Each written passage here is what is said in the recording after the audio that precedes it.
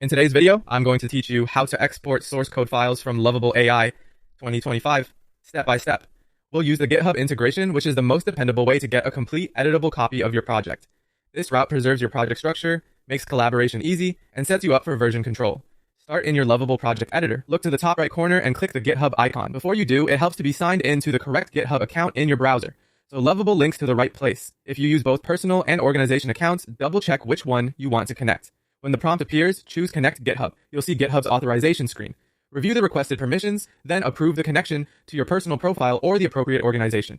If you're connecting to an organization, you might need org access or an admin to approve the app. If it doesn't appear in the list, check your membership and permissions. Pick the account where you want the repository to live and continue. Back in Lovable, you'll be guided to create the repository. Click Connect Project, or if you're confirming an existing link, select Transfer Anyway. Lovable will automatically create a new repository in the chosen GitHub account and push the current snapshot of your code. This may take a moment. You'll typically see a confirmation message or a link that opens the new repository. By default, the repo name is generated from your project and may be private. You can adjust visibility later in GitHub if your team needs broader access. Remember, what gets pushed is exactly what's in your editor at that moment. Now grab the files from GitHub, open the newly created repository in your browser, and make sure you're on the main branch.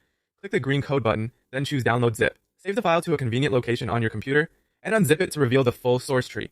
You'll have your folders, configuration files, and all the code ready for your editor.